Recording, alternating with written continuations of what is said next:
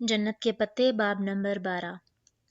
तुम्हारे लिए फ़ोन आया था, कोई लड़की थी, नाम तो नहीं बताया मगर कह रही थी कि तुम्हारा पार्सल उसे नहीं मिला, किसी गलत एड्रेस पे चला गया है और किसी ने वाक़तन उसका सांस रोक दिया। उसका घर एक सेफ हाउस के तौर पर इस्तेमाल होता था। वो जानता था वहाँ शाम से एक कॉन्टेक्ट की कॉल ही आ सकती थी और उसको पार्सल ना मिलने का मतलब बहुत वाज़ा था। जो कुछ ने यहाँ से भेजा था वापस नहीं पहुँचा था, बल्कि किसी गलत एड्रेस पे चला गया था। उसने एक सेकंड के हज़ारवें हिस्से में पैगाम को डिकोड किया। उसका भेजा हुआ लड़का उमर वापस नहीं पहुँचा था, बल्कि गिरफ्तार हो गया। तो यकीनन बहुत इमरजेंसी सिचुएशन थी, इसलिए पैगाम उसके घर छोड़ दिया गया था। ऐन मुमकिन था कि पैगाम जिसने भेजा हो वो भी जल्दी जल्दी अपनी जगह से पिकअप करके निकल रही हो। खुदाया ये क्या हो गया था। उसका लड़का पकड़ा गया था। जेल, तशद्दुद, अजियत, उसकी हर तरफ वही तंग तारीख सेल छाने लगा। ऐसे में कॉफ़ी, मूवी सब फजूल था। पूरी रात वो उसी सोफे पे बैठा हैंडलर की कॉल का इंतज़ार करता रहा, मगर कॉल नहीं आई। 2 रातों की बेखाबी के बाद सुबह तक उसकी आंखें सुर्ख पड़ने लगी थीं, मगर वो वहीं बैठा रहा। हर कोई जेल से फरार नहीं हो पाता। लोग बरसों जेल में सजा और तशद्दुद काट कर वहीं खामोशी से जान दे देते हैं। एक और स्पाई ज़ाया हो गया, एक असासा ज़ाया हो गया। उसकी अजियत की कोई हद नहीं थी। इस सारे में हया का ख्याल उसके जहन से बिल्कुल निकल गया। सुबह होते ही वो वापस चली गई, जहाँ ने रोका भी नहीं। उसके पास करने को बहुत से दूसरे काम थे। अगले रोज़ वो बेवकत आ गया। हया, पजल बुक्स, जवाहिर का लॉकर, उसने सब कुछ जहन से झटक कर खुद को होटल ग्रैंड में मसरूफ़ कर लिया। रेस्टोरेंट में उसने बता दिया था कि अगर उसकी दोस्त हया शाम में आए तो कहना जहान जल्दी उठकर चला गया है। अगर सुबह में आया तो कहना वो आया ही नहीं। चंद रोज़ वो वाकई नहीं आई। उमर की गिरफ्तारी की भी तस्दीक हो गई। फिर उन्हीं दिनों वो बिलाखिर खुद को राज़ी करने के लिए अंकारा ले आया। यहाँ उसे अपना चेकअप कराना था। सिर का बदतरीन दर्द जो सिर से होता हुआ गर्दन तक जाता, उसे अब उसका इलाज चाहिए था। जेल से रिहा होने के बाद उसने गर्दन के एक तरफ का एमआरआई करवाया था, मगर ब्रेन एमआरआई उसने नहीं करवाया था। अपना दर्द उसने हर जगह छापा था, तब इतनी तकलीफ हुई भी नहीं थी। ये वक्त के साथ साथ बढ़ती थी। 5 साल जहान ने उस अजियत के साथ गुजारे थे, वो बिल आखिर वो उसका सामना करना चाहता था। एमआरआई से कबल सादा एक्सरे से ही सारा मामला साफ हो गया। उसको एक्सरे दिखाने से कबल डॉक्टर ने पूछा था, क्या कभी तुम्हें सर पे कोई चोट आई थी, कोई एक्सीडेंट जिसमें सर किसी चीज से टकराया हो? हाँ, मेरी लड़ाई हो गई थी कुछ लोगों से। उन्होंने मुझे सर पे एक तले की तरह की चीज से मारा था, जिससे सर से खून भी निकला था, मगर खून इतना ज्यादा नहीं था। आंख के करीब जख्म सा हुआ था, जिससे थोड़ा सा खून निकल कर कनपट्टी तक गिरा था। मुझे अफ़सोस है, लेकिन साथी डॉक्टर ने उसका एक्सरे उसके सामने रखा। शायद जिस चीज़ से उन्होंने तुम्हें मारा था, उस पे छोटी सी कील लगी हुई थी, 1.1 इंच की कील जो तुम्हारी आंख के करीब घुस गई थी। उसने बेइख्तियार आंख के करीब चेहरे पे हाथ रखा। वो एक ऑब्जेक्ट फौरन के साथ पिछले 5 बरस से रह रहा था और उसे कभी पता नहीं चल सका। अब क्या होगा उसे समझ नहीं आया कि वो माजी का अफसोस करे या मुस्तकबिल के लिए परेशान हो। उसे वाकई कुछ नहीं समझ आ रहा था। हमें सर्जरी के जरिए यह फौरन ऑब्जेक्ट रिमूव करना पड़ेगा, मगर डॉक्टर मुतजब्जिब सा रुक गया। आप बता दे जो भी बताना चाहते हैं, मैं तैयार हूँ। बेमुश्किल उसने खुद को कंपोज कर लिया था। देखो, मेडिकल हिस्ट्री में बहुत से ऐसे केसेस आए हैं जिनमें लोग बरसों फॉरेन ऑब्जेक्ट्स के साथ रहते हैं और उन्हें इल्म भी नहीं होता। वो आदमी जिसके गले के करीब चाकू का फल, और मेरा मतलब है वाकई चाकू का फल, घुस गया था, 4 बरस तक उसको इल्म ही नहीं हो सका कि उसके गले में कुछ है। और जर्मनी की एक औरत 30-35 बरस तक अपने ब्रेन में 8 सेंटीमीटर लंबी पेंसिल लिए रही। सर्जरी से ऐसी बहुत सी चीज़ें निकाली जाती हैं, मगर फिर वो रुका। ये नन्ही सी कील तुम्हारी ऑप्टिक नर्व के साथ बिल्कुल साथ फंसी है। चंद मील मीटर भी आगे पीछे हुई तो तुम अंधे हो जाते। अब उस सर्जरी का कम से कम मैं रिस्क नहीं लूंगा। इसकी कामयाबी का चांस कम और तुम्हारे अंधे होने का चांस ज्यादा है। वो खामोशी से आदतन निचला लब दांत से दबाए सुने गया। कभी वो सोचता था वो बहुत खुशकिस्मत है कि वो बगैर किसी मुस्तकिल इंजरी के जेल से बाहर आ गया और फौज के लिए नाकारा नहीं हुआ, मगर वो गलत था। जेल अफसरान ने उसे पहले दिन कहा था कि कोई उनके जेल से मुर्दा या अपाहिज हुए बगैर नहीं जाता। वो ठीक कहते थे, वो बिल्कुल ठीक कहते थे। फिर मैं क्या करूं? बहुत देर बाद उसने पूछा तो डॉक्टर ने नफी में सर हिला दिया। तुम दूसरी राय के लिए किसी और के पास जा सकते हो, बाहर चले जाओ, जर्मनी बेहतर रहेगा, यकीनन कोई मुझसे अच्छा सर्जन या रिस्क लेने पर तैयार हो जाएगा। वो रात बहुत तकलीफदेह थी। एक तरफ ये सर का दर्द और नेक सिर का फूटना और दूसरी तरफ अंधे होने का खदशा। वो किसका इंतखाब करे? क्या इस कील को सर में पड़े रहने दे या फिर निकलवाने का खतरा मोल ले ले? और अगर वो अंधा हो गया या अपाहिज हुआ तो क्या होगा? कैरियर खत्म, मुल्क की खदमत खत्म, हुकूमत का लाखों रुपया खर्च करके उसको तरबियत दिलाना खत्म, जिंदगी खत्म। सुबह वो सीधा रेस्टोरेंट आया। आज पहली दफा उसका दिल किसी काम के लिए नहीं चाह रहा था। जिंदगी पहले भी बेयकीन थी मगर अब तो मजीद बेयकीन हो गई थी। कैरियर का ख़त्म होना उसके लिए ज़िंदगी के ख़त्म होने के बराबर था, मगर फिर भी वो ये रिस्क लेगा। ख़तरा लिए बगैर भी कोई ज़िंदगी होती है भला? जहान भाई, वो आपकी दोस्त आई थी रात को। काउंटर पर जिस व्यक्ति बैठने वाले लड़के ने बताया तो वो चौंका। हया क्या कह रही थी? अपने दोस्त के साथ आई थी, आपका पूछा, फिर चली गई। काफ़ी देर बाद दोनों दोबारा आई। उनके शायद कोई पीछे लगा हुआ था। उन्होंने बैकडोर का रास्ता मांगा, फिर वो वहीं पेंट्री में बैठी रहीं। 1:15 वो पीछे से निकल गईं और कुछ और पाशबे भी आए थे। अब के वो बुरी तरह चौंका। क्या कह रहे थे वो? आपका इंतजार करते रहे, यहीं दरवाजे के पास कुर्सी पे बैठे रहे, अच्छे मूड में नहीं थे, आपसे मिलना चाहते थे। क्या वो दोनों लड़कियां उसकी मौजूदगी में आई थीं? बहुत दिन अपने मसलों में उलझने के बाद आज उसे हया की फिर से फिक्र हुई थी। जी, वो दोनों दरवाजे के पास खड़ी बातें कर रही थी। वो साथ ही बैठे थे। उन्होंने चेहरे के आगे अखबार कर रखा था। मुझे नहीं लगता कि दोनों ने एक दूसरे को देखा होगा।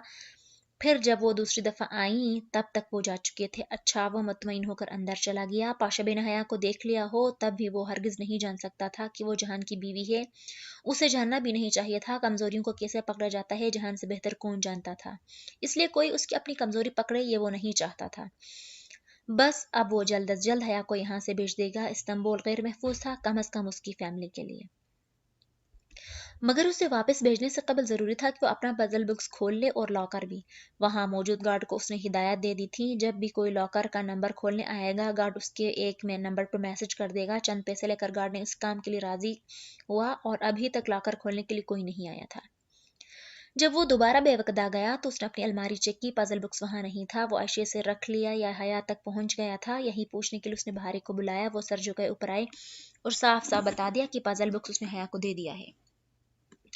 चंद लम्हे वो कुछ नहीं कह सका। उसका अंदाजा ठीक था। बहार गुल आयशे से राज नहीं रख सकती थी। यकीनन उसने सबसे पहले आयशा को बताया होगा।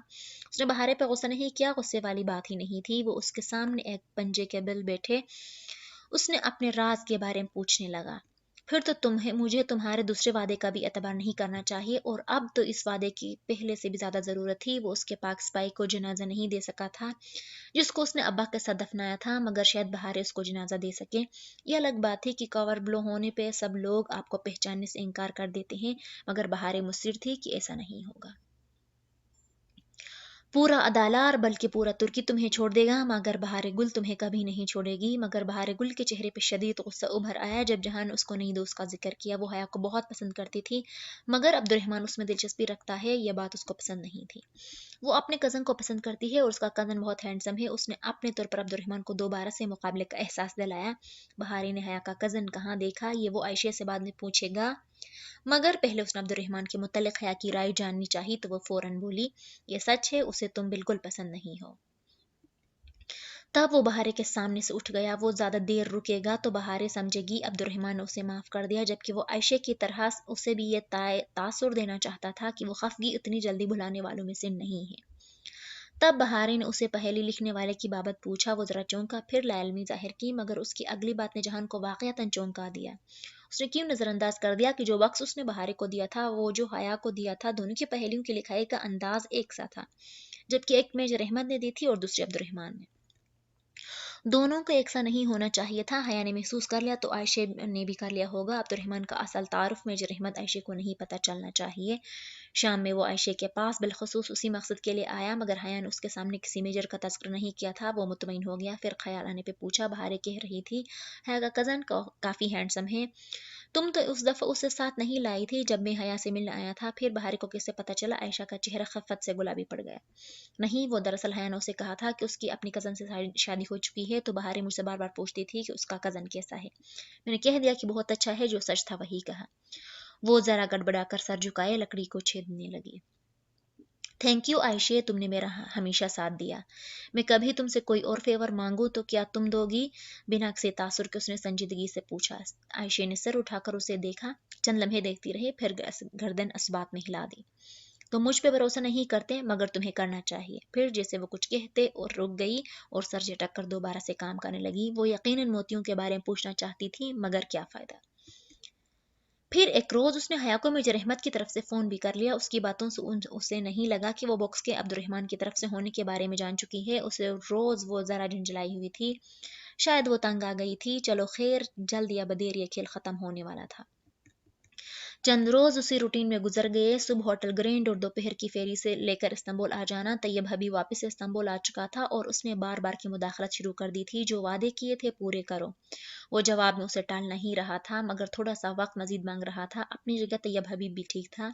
उसकी जिंदगी इस्तांबुल में तंग हो चुकी थी। उसके दुश्मन अब्दुर्रहमान के दुश्मन से ज्यादा थे, मगर वो क्या करता कि हर चीज उसके हाथ में न थी। सारे अहकामात पीछे से आते थे, सो वो तैयब हबीब को चटाकर खामोश करवा देने के अलावा कुछ नहीं कर सकता था।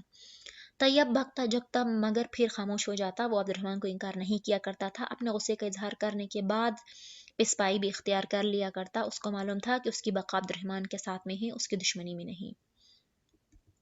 चंद रोज बाद उसे एहसास हुआ कि हया को अपने फ़ोन में उसके ट्रेसर के बारे में इल्म हो गया था, क्योंकि उस रोज़ जब वो अचानक से बर्गर किंग आई तो वो ज़रा हैरान हुआ। वो चाहती थी कि आज वो दोनों मिलकर इस्तक़लाल स्ट्रीट को चलते चलते ख़त्म कर लें।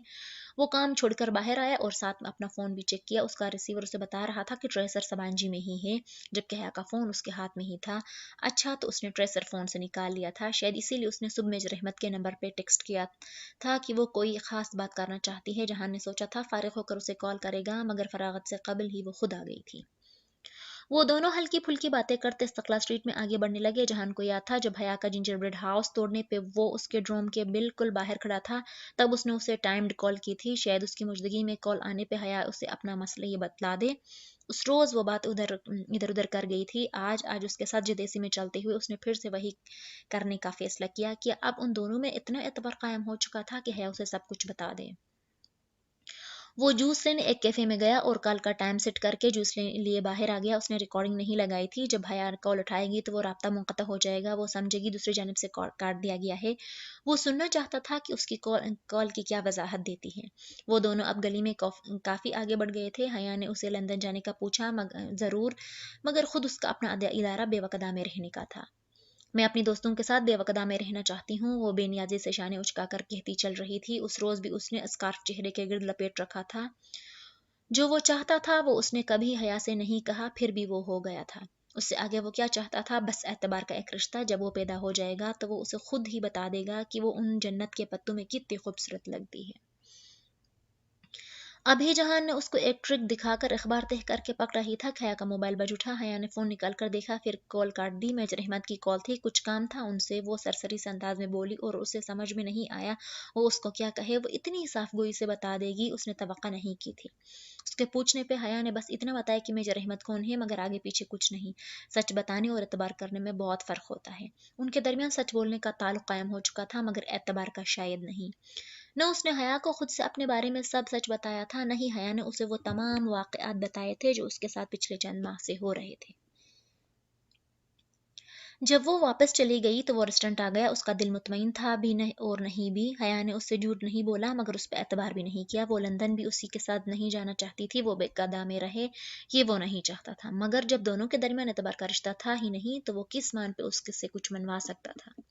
वो तुर्की सिर्फ जहां के लिए आई थी वो जान गया था। अब वो उसको यहाँ से सिर्फ अपनी वजह से ही बेच सकता था। तभी हया का फ़ोन आने लगा। उसने कॉल काट कर खुद फ़ोन किया। वो ये पहली दफ़ा ही जब हया ने खुद उससे बात करनी चाहिए थी। ज़्यादा हैरत की बात यह थी कि अब वो उसे बता रही थी कि उसने जहान से मेजर अहमद का तज़किरा किया था। क्यों? आपने क्यों बताया? वो यही जानना चाहता था। शौहर को इल्म होना चाहिए कि उसकी बीवी किससे बात करती है। उसके जाकर कहने पे वो बेइख्तियार मुस्कुरा दिया। अब वो उसे वो बातें बता रही थी जो उसने अदालत में अब्दुर्रहमान और तैयब हबीब के बारे में सुनी थी। वो तहम्मुल से उसको सुनता और फिर उसे समझाता रहा।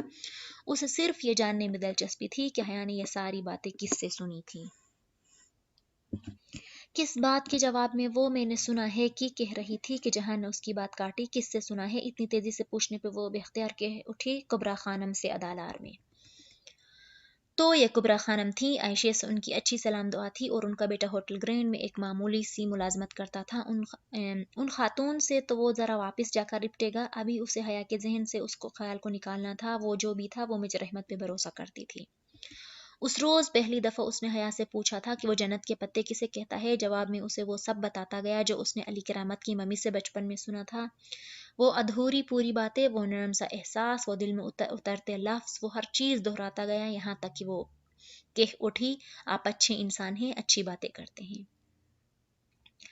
آہ کاش وہ اسے بتا سکتا کہ اس نے اس اچھے انسان کو کب کب اور کیا کیا اٹھا کر دے مارا ہوا ہے۔